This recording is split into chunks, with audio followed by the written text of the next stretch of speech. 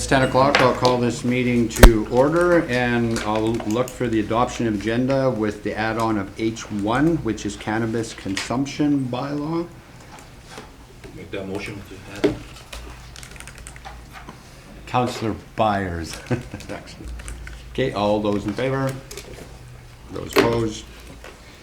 Okay, and then the adoption of the previous minutes of August 2014. August 14th. Sorry. That's all right. August 2014 of 2018. Put the glass on. Okay.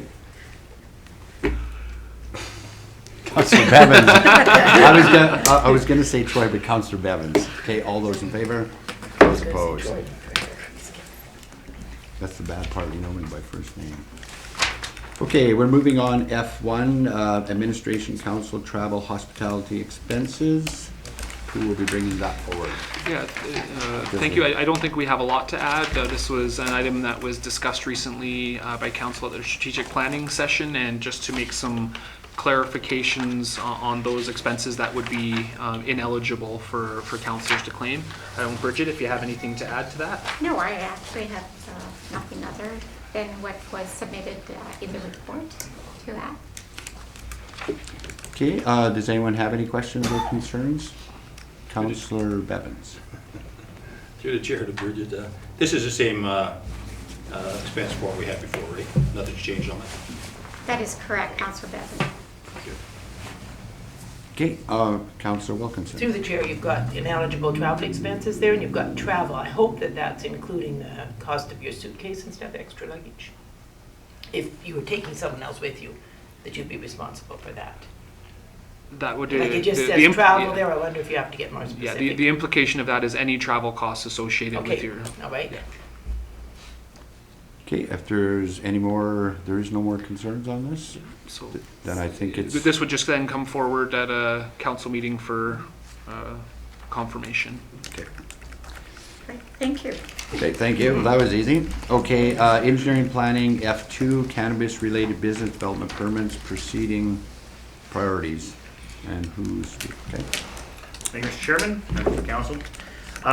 With the changes to our land use bylaw for cannabis-related uses, we are anticipating, I would say, anywhere from a minimum of 5 to, as far as I'm aware, a maximum of 8 applications within the first month after those bylaws are adopted, which is anticipated October 16th. With that, we have the likelihood, because we do restrict cannabis uses to each other, the likelihood that an application is going to come in that will actually prevent another application from being approved. So with that, since we have the ability for different proposals to impact whether another proposal can be approved, we do need to manage how we're going to deal with processing, timing of those different applications. Now, my proposal or my move forward, unless directed otherwise, is that we would process them in a first come, first served basis. People have the requirement to show up with all of their completed forms, their corporation papers and everything else before we will accept their application. Once it's accepted, it will be given preference over any other applications until it's done. Now, of course, if one gentleman comes in for an application and another lady comes in for another and they don't impact each other, they'd be processed at the same time. They wouldn't necessarily be related to each other. But if we have another one come in, which is in proximity to this first application, it would have to be held and would not be processed until such time as this application was fully decided on through its entire appeal process and everything else. At least that's our anticipation. The other options I've looked at are the ability for us to do a lottery. In other words, what we can do is say that we will accept applications for a period of time, and then we will go through them and assign a priority based on them as they come in. There's some complexities with it, but it has been done in the past by the municipality successfully for different types of uses. So it is an option that is available to us if we wanted to do that. The other one is to simply process applications without any clear strategy on how we're going to provide preference to applications as they come in. But what that does is it opens up the ability for someone in the situation where they're conflicting with each other, this first application, when it goes out for review, that second application may appeal the first application simply to delay it so that they can get their application done first. Then end up being the reason why this first application was refused. So we're trying to avoid that situation if we can. Councillor Curry. Thank you. Through the chair, just a question about the bylaw then. Sorry, I didn't go back and go through all of that with it. Are you going to be stating this in the bylaw? Where's, just on the appeal board? Just how are we documenting this so that it's known this is the way it's being done? Yeah, this ends up being a administrative or procedural matter. It doesn't become as big of an issue when things come in gradually over time. You're aware of where their other approvals are. It's just this first 3 or 4 months while we're dealing with potentially a flood of applications at one time. So it's not something you would document because you process applications internally through administrative What I think I process. would add to that is we would certainly, once we've determined the method by which we would process the applications, we can certainly publicize that ahead of the bylaw becoming active so that we can demonstrate that the process was open and people knew the requirements and how that was going to be dealt with. Yeah, sorry. Oh, that's fine. I just think that would definitely, we need to, ahead of time, it needs to be very well publicized and easy to access on the website too, what the process is, just to prevent appeals. Okay, Councillor Lyra. So I agree with Councillor Curry on that, just having gone through the training on the subdivision and development appeal board training. I do have a question. So if we delay or just set aside an application because there's another application that we have to go through the whole process, that doesn't put us out of compliance with the MGA on the second one's process? Like we're still in compliance that way? The Municipal Government Act sets out that we as a development authority have 40 days to render a decision. If after 40 days someone chooses to, as an applicant, they can state that they accept a deemed refusal of their application and then appeal. That process then adds another 30 days. It's typically not faster than allowing us to go through the process. However, again, the issue becomes if they take a deemed refusal and go before the appeals board. Right. The appeals board then has to consider whether it has an active application, which has primacy over the other one. But I lose jurisdiction at that point, so. Okay. Yeah, and I think that what you have suggested is probably the best method. I think if we're dealing with 5 to 8, assuming that so many applications will have, maybe more, you never know. I know I've looked online at some of the other lottery systems, and I think that could be. They're cumbersome. Yeah. They're very cumbersome. Yeah. But they are an option. I think even depending on how keen applicants are, we will even have to determine how we handle the we open the doors at 8 a.m. and there's 2 or 3 people there. We'll be mindful of making sure we're prepared to handle that situation as well. And I think also to go back to your original question, Councillor Beyer and Mr. Verhaeghe can certainly clarify this if he. I think the risk an applicant would have too at the time is we could just simply refuse their application saying, no, we've got this other application. And so I think their option to wait through the process is their best option in those situations. And as a general note, even though we may refuse an application because there's another retail store that's located already and been approved, they still have the right to appeal that refusal based on a standard of our bylaws. So there may be no way to avoid appeals of these retail uses. I would anticipate that there will be appeals associated with this because it is obviously big business and there's opportunities for people to make money, and whenever that's involved, people will be, I think, fairly aggressive in pursuing their interests, which is perfectly within their prerogative. Okay, does anyone else have any? Councillor Sorensen. Through the chair, I am in support of the first come first serve timestamp method as you recommended. I have received a few calls this week hoping that I had clarification on some of the adjacency and distance requirements. So I think this is kind of related, so I would just one of I think the current reading of the bylaw talks about adjacency to liquor outlet or liquor drinking establishment. So I'm not sure what that I think that adjacency needs to be defined. Is it the lot adjacent, or is it the building adjacent, or is it the door adjacent in a strip mall? So that came up this week, so maybe we can think about that.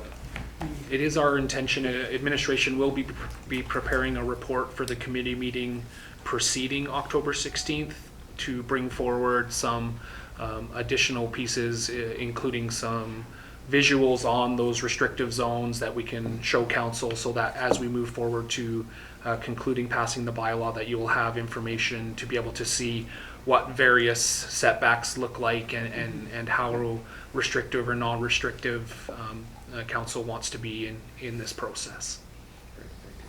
Does anyone else have any questions on this? To the chair. Councillor Bevins, because I have a concern about always. I do like the first come, first serve, and I seen the AGLC give a list out of who was applied for in the province and that, and I see we have 3 applied for in Edson here, but I noticed nobody applied in Hinton or whatever in that, so it's just kind of strange. Can I just, Yes, they only I'll- stay up for 21 days, Yeah, so they could have already. they could apply, but yeah, but I just, so I do like the first come, first served timestamp, but then if you've got 3 people lined up, we're gonna have to figure out how to do it that way. That's Okay, gonna be an issue. We're talking Edson, but thanks for information. Okay, Councillor Byers and then Wilkins. Councillor Curry, answer the comment. Oh, okay, Councillor Wilkins. Okay, and we're all weighing in. I like the first come, first served, but you'll have to get a queue holding shoot up there, won't you? Who came first, second, Yeah, third? we have some ideas. We haven't discussed it specifically, but we'll certainly. It's just, I guess, filing we're- your nomination papers. Come We're on. thinking about, it's unfortunately too late, but we were maybe going to go do some research down in the States on Black Friday to see how they manage the crowds Exactly. and bring back some best practices. But no, we do have some ideas Good. on dealing with Because I think that it'll because really be important. I mean, it is their potential livelihood. So Absolutely. It has to be right. Yeah. Really. Okay, on that, when we talked about it before, are we taking, like we said, we can bring in applications now? So we're not accepting them until the 16th? So if We're not someone's... accepting them until Until the council bylaw. passed the bylaw. Okay, Yeah. so right now, because what my concern is, because I agree too, first come, first serve is the best way. So if you want me organized, I would refer back nomination day, you're lined up on the sidewalk. So they have to be, they're all adults, so on the thing is, so I like the first come, first serve. So if someone has a question, let's say I'm applying for one, can we come in now and just go through a checklist so I don't stand out on the street corner? So I can come in and get the information, go through a checklist, make sure everything's in order while I'm standing there, so. We've been consistently providing information and copies of the draft bylaw, which was given first reading by council so that people are aware of the information. Right. So we're not a silo in any way, shape or form, and I Right. have been informed people that unless I get alternative direction, we're doing a first come, first serve. So people who've been in contact with our department are aware of that. Right, because that's what a lot of people have to understand, it's new to them, but it's new to us as well. So, I don't like the lottery because, someone's gonna say, well, my name didn't get picked. First come, first served, line up, and I guess if there's 5, 6 of them and they're lined up, then it's each time processing that was. I do look at the part now, if 2 stores are conflicting and you have, the one, so the second application has the right to cause the other one to fail, but how would that change their order? Essentially, we would wait until the first application had succeeded or failed before Right. making a determination on the other one. So it does mean that our timeframes will look really slow. Yes. When reviewed by council. However, it'll ensure that we're making sure anyone who comes in has the ability to move through that process fully. Correct. Before we start rendering decisions. Yeah, and I think to add to that, I certainly caution council and by extension the public to expect that October 17th, there's not going to be establishments legally opening in the community. It will take, I think at minimum, we're looking at 30 days plus to process the initial applications, and then beyond that there are appeal periods and other pieces to that. So we'll certainly be as judicious and efficient as we can, but it won't be a an immediate process. Well, that's my thing, as long as people understand, like being fair, like, you know, they can argue the point here in front of us, but it's also new to us. We need to make sure we're doing it correctly, because we don't want to end up that we open a store and then someone challenges that didn't get one and said we did it wrong. So as long as they understand that, I guess, so be it. We'll be open for Christmas, they can have their stores then. Yeah. Would be honestly a fair thing. If we're thinking 30 to 45 days, the appeal, it's gonna take that much time.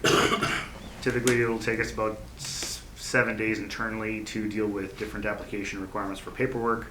But then we also have a 14-day period under the bylaw where we refer to the neighbors within the setback areas and the RCMP, which at least give us information if it's relevant to store hours, things like that, latings, parking.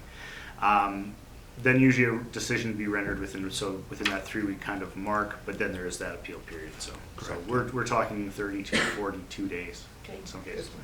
So you have the information you need, then we'll probably bring this to our next council meeting. I think you're comfortable with the feedback there. Thank you. Okay, then we will move on, unless there are any questions, to mid-year engineering planning mid-year update 2017-2018 planning department benchmarking. Thank you, Mr. Chairman. With regards to our statistics and benchmarking, it has been requested as part of our strategic plan that we're providing the information openly about how long it takes us to process applications, what types of numbers we're dealing with, and how we're performing with regards to year-over-year permit values and turnaround times. So with that, we've provided kind of a comparative analysis with other similar sized communities or nearby communities, and some of the values, turnaround times, etc. For their types of standard applications as information. Also, we have provided with our year-over-year statistics, detailed benchmarking for 2017 and 2018 so far, as well as the permit values and turnaround times for 2015, 16, 17, and 2018 to date. And that is just for information. Somebody have a question on that, or just great for information? The one question I have, looking at the chart, so are we showing improvement? 'Cause that's something that's been, people always say the town of Edson's hard to deal with on permits. So are we showing improvements as we're moving on? Or you're too early in a job to look back at the stats? It always depends on what you consider to be your metric. Yes. But I mean, if you're looking at the very basic one of turnaround times, those have been improving consistently here, it looks like, over the past 3 years. Perfect. So, and I will actually state that the turnaround times of 5 days, those numbers come down quite a bit when you're dealing with decks and sheds and so on. Yeah. But that's extremely good, considering that the standard for most communities is meeting the Municipal Government Act requirement of 40 days or less. So Edson is a great place to do business then? I would think so with regards to getting Okay. Thank you. Okay, then we will move on if you're done, thank you. We're moving on to F3, Corporate Services, 2019 budget.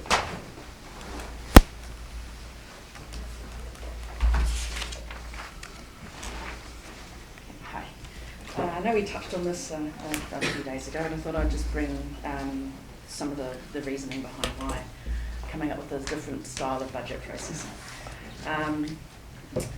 Recently, I actually attended a budget seminar with, put on by someone who had done her entire career doing budgeting for different sized municipalities, and brought some really good sort of best practices ideas forward, as well as networking with some of our Alberta municipalities as well. And it was interesting to find there were some that one had a population of 10,000 that had 25 budget meetings. We had sort of the one budget meeting, so there was a huge spectrum of different ideas on just how everyone was actually doing their budgeting. I'm not suggesting we meet in the middle, because that's still quite quite a lot of meetings. But the best practice that was brought forward by the person doing the seminar was to actually have budget workshops with your council. You can get together and just discuss those things that are coming forward. Look at, develop almost like a base budget, which is, your lights on, doors open, current level of service budgeting, and then look at those other requirements that might be coming through, or optional things that are coming through, and have those discussions on that. So that's the format of how we'll be bringing forward those meetings. So for this year, we'll start with the one operational and one capital, and see how they work. We can always tweak it in the future as well if we see that we need to change those up. So Yeah, and this will also help us be compliant with the UMGA for the 2020 budget year. We have to have those 3-year operational and 5-year capital plans in place. And developing that base budget for your operations makes that a much less complex task to do those 3-year operational plans because you already have your sort of your base budget set. Okay, does anyone have any? Questions? Councillor Byers. Through the chair to Sarah. Thank you for this. I know that you guys have been working on this for a while, and after the last budget that we went through, which was my first budget, I am really looking forward to having the workshop, and I know you've had the different style of budget as well, so it's a little user-friendlier to understand what's going on. Okay, so through go the ahead. chair to Councillor Byer. The presentation budget that we've been showing you is the one that we would put all the information from those workshops in. So what I'll be bringing you at the workshop will be more what you saw the first time, with more of the number thing, but with a little more information on the optionals and the requireds and those types of things. Once we've done those workshops, I'll then prepare it into that presentation budget that will come to committee. At that point from committee, it will then go out to the public. I've looked into a citizen budgeting tool that could be on our website, very similar to the one that Hinton has. It's actually done with the same company. They're a non-profit out of Ontario actually, who do I think over 100 municipalities across the country use their tool. So that would go out for that for a couple of weeks for that, and then we can bring it back to a committee meeting, and then we can decide exactly what comes to council for the approval in early December. Okay, do we have any other questions or concerns? Other than I'd say, actually, great. It seems to be working well. Thanks for the information. Okay, so that was F4. So we are moving on to H1, the sundry item. Sundry item is the cannabis consumption bylaw. Morning, Mr. Chair, councilors. I'll let Scott take the helm here and all right. So good morning, Edson Town Council. So yeah, basically, what's going on here is originally we brought you guys that the public spaces smoking bylaw a few weeks back. We decided that just there's so many things involved with like smoking, and it was a very broad spectrum. So we decided for now that we wanted to do a bit more public consultation on that. However, with cannabis legislation, with it being legal coming October 17th, we wanted to make sure we had something at least in place for cannabis. So right here we have a bylaw, well-draft bylaw, essentially for the regulation of cannabis consumption in public spaces. So yeah, that's pretty much what we have right here. It deals only with consumption of cannabis in all forms. So if you have any questions, feel free to fire them our way. Okay, I'm gonna go first because I like that. I'm pleased that you went to cannabis and you did separate tobacco smoking from cannabis. So I am very pleased on that because we have to look at that. So that's my only comment on that. Councillor Curry. Through the chair, I would say the opposite. The exact opposite. I think they coexist together, and mainly for the purpose of that's how I feel the general public will see it. So I think as far as the general public goes, they're not going to differentiate different flavors, smells. They're going to put it all in the sense of it's a smoke substance. And so I think when it comes to enforcement, that this actually creates greater struggles for us, and it creates more variety. So I understand for the purpose of we need to get this done ASAP because it's happening, but I would want this to be amended to include both, because I just think for enforcement it will cause a big headache. If I may, Go ahead, yes, certainly that will be the prerogative of council as we just want to ensure that in terms of smoking in general, that we build a bylaw that is going to be enforceable and is going to meet the needs of our community and our public, and so we want to make sure we just do a thorough job of that. We do think it's important to have this measure in place in the interim, but when that other bylaw come forward for consideration, should council want to adjust the cannabis to and or the smoking to be mirrored, that can certainly be accomplished at that point. Thank you. Councillor Wilkinson and Councillor Well, Myers. Deputy Mayor, I agree with you. That I like that it's separated. There's lots of people who smoke right now legally, and this, when cannabis comes, supposedly it's almost grouped like alcohol consumption, the same sort of parameters for that, whereas smoking has always had a total different set of parameters for it. And there's a lot of people out there who smoke, and to me, I think they're responsible in most cases, so let them be. Councillor Myers.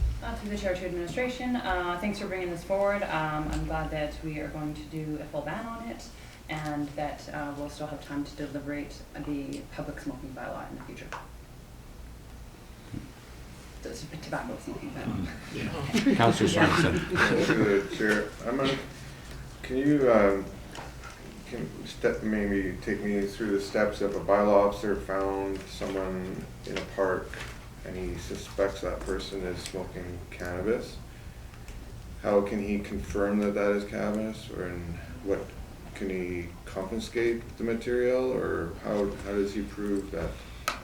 So in a situation like that where you find somebody committing the offense, they could, depending on the powers of that peace officer, stop that person, ask for identification, and issue them a violation ticket. I think initially the course of action would be to say, you may not know this, but you're not allowed to do that here, but you can do it over here. Would probably be the first approach. If somebody, of course, doesn't want to do that, then I think we would proceed to issuing a violation ticket. And if I may just add on to that as well, I think in most cases identification is fairly simple of the material itself, and there's always potentially going to be circumstances where that's less clear, and I think we would just have to deal with those on a case-by-case basis, up to and including the ability for police officers to include the RCMP if there's some serious consideration there. But in terms of confiscating, no, because it's actually legal. Right. And so I would again also say if one of our community peace officers was to encounter someone that was carrying more than what they suspected was the legal amount, that would be something that we would refer to the RCMP to deal with, something of that nature. But will there certainly be challenges along the lines of what you're suggesting? Oh no, this is just tobacco, this isn't marijuana. Yes. And will they be challenging? Yes. But I think all law enforcement are going to be faced with those, and we will certainly be watching carefully at best practices, and we have the support of the RCMP and their methods, and they will certainly be happy to train and support our people to understand the best practices for dealing with those in the fields scenarios. Okay, actually I had one question, and I'm just trying to find it in here, where people have brought up, so you're in a private residence in your backyard and you are consuming cannabis and the smoke is drifting to the neighbors. Do we have anything to, it's a whole new ball game, but do we have any kind of thing that would be similar to a noise bylaw? Can we touch on that, or how would you handle that? Yeah, I think that I can answer go that. So ahead. in the nuisance sections of our bylaws, both the public conduct and the community standards. Thank you. I was trying to make sure I get Okay. that right. Those deal, because it's not just cannabis. If It'd be we've a had people campfire. who burn a carcass in their backyard, and that Yes. doesn't smell real good for the neighbors. There's methods to deal with that, and I would say we would just handle that as with any other noxious type smell that was affecting an adjacent property. Do an evaluation and deal with it as effectively as possible. But I do believe personally that situation will be the biggest single challenge that we face. People using cannabis on their own private property, but it having an impact on adjacent So we have, properties. so now, answer my question, so we have ones in the nuisance ones, because that's gonna be a problem. People are gonna complain, instead of the neighbors fighting, if we have something in place that we can issue them a warning or something. Right, and I do think that's going to be a challenge because That's gonna happen. the determination of what is a negative impact on a property is, in terms of smell, is Yep. pretty difficult to define. But generally speaking, when we approach people in those situations, the vast majority of them, when they find out that whatever they're doing is being perceived by one of their neighbors as, having a negative impact are generally respectful of those dynamics, so. Councillor Bauer, you have something new to? I do. Through the chair to administration. So after, we pass this bylaw, how are we going to educate the public on it? With other communities in Alberta doing something different, there's no standard. How are we going to inform our local residents what our rules are going to be, as well as visitors? Question. Yeah. Certainly, we're going to engage the media. We're going to engage social media. And our first approach in this transition period is going to be one of education. I think we might consider, in terms of visitors, our most frequented public spaces, Centennial Park or Repsol Place. We can certainly post some notices. Kinsman Park, Vision Park, other places where we have lots of people coming from outside our community. We can try and do some actual posting of notice there at those locations as well. But yeah, it will definitely, as we continue to talk about this, lots of challenges. There really, really are, and I think one of those challenges is, as the federal government passes the legislation, passes it to the provincial legislation, passes it down to us, it becomes convoluted and doesn't line up from one town to the next, and so we'll have to deal with those realities. But I think awareness of our local residents will not be a problem, because I think we can effectively communicate with them, and visitors, I think for the most part, will just need to be informed of what the rules are. Yep. Just one quick comment to answer that. As you're traveling to different cities and towns, as I do, when I was stopped and you're breaking it, they inform you, you are an adult, it's up to you to know the laws. But what I'm hearing in this room, it's education. So if someone anywhere in Canada is confused about cannabis, it's not just Alberta, it's across Canada. So I guess the visitor may not like it, but yes, I mean, we're not saying we're throwing them in jail, we will educate and warn them. Councillor Sorensen? Through the chair to Adrian. 2.2 talks about the transport of cannabis within a vehicle, and this seems to me like a criminal code RCMP issue, and I'm questioning whether we want our bylaw officers enforcing bylaws within the vehicles of our residents. It seems beyond the scope of a bylaw officer. The bylaw is enforceable by any peace officer. If bylaw encounters, if they happen to make a traffic stop, which they currently don't often do because of their limitations, eventually that may change. So we're going to build the bylaw to accommodate potentials that can exist down the road. That for that matter, RCMP can make a traffic stop, the sheriffs can. Whoever has jurisdiction to make those types of stops can do that. It's more of a situation where if they happen to make a traffic stop and it's observed, then they can deal with it. Yeah, I think the intention of this is more to give as much power as possible to the local authorities, including the RCMP and sheriffs, and with the focus on preventing impaired in driving wherever possible. And municipalities can go beyond provincial regulation, and so in this case we have the ability to do that. And I also say to keep in mind that any of our bylaws may enforce, not must enforce. So this is not something that we have to actively go out and enforce. It just gives any enforcement officers in our community the tool if it is helpful in a certain situation. It's my recommendation that we stay out of, we don't try to overlap anything that the RCMP are actively enforcing. So my preference is to remove this section and defer to the federal law. Can I comment? I would totally disagree. I like what it is. By putting this in, we don't have to enforce it, but what we find too many times with bylaws in Edson is they don't have the term sharp enough teeth to do something. So I personally like this. That way, if there is a nuisance, we have that option. So I think if I may, what I would do in this, we will consult with Staff Sergeant King and get his perspective, because oftentimes they request for us to have these types of things in our bylaws to make their work a little bit easier. And perhaps when we bring this forward, we can ensure that we have that perspective included for council's consideration. Okay. Anything new? Councillor Bevin. I guess on that, through the chair of the administration, on that 2.2, right now, our community peace officers cannot stop any, they don't have the clear,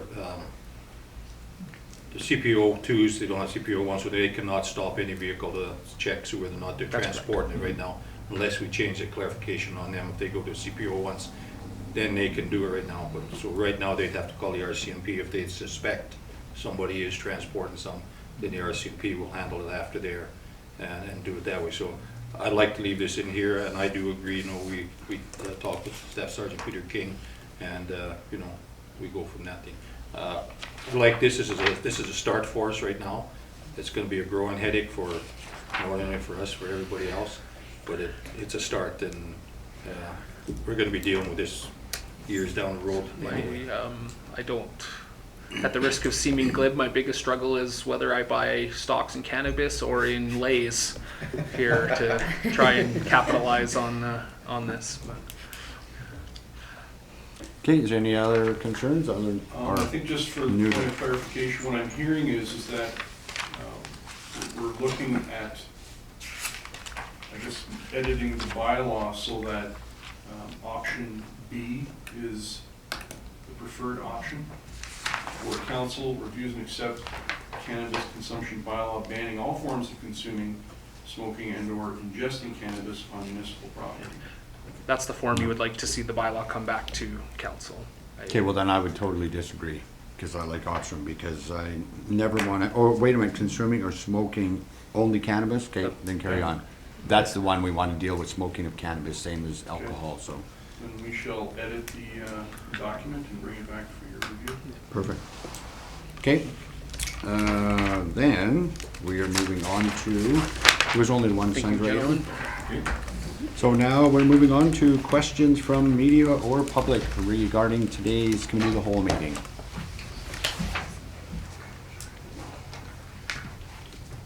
You guys haven't been here in a while. You don't have questions for us? Stump us? Just here to cheer you on the expense accounts, don't be shy. Okay, so you agree with our expense accounts then? Oh, sure. Perfect. That looks like a very capable and efficient way of doing things. In the rugby club, I used to make sure they got the income tax rate for mileage on their cars, and that worked out very well. Okay. I was dealing with a pack of rogues there. Okay. Thanks for your comment from the media. You don't have questions for us? Okay, then if we have no questions, then we are moving to in camera. We have an in camera. Oh, Make that motion. okay, make the motion, move in camera. All in favor? Those opposed? Thank you.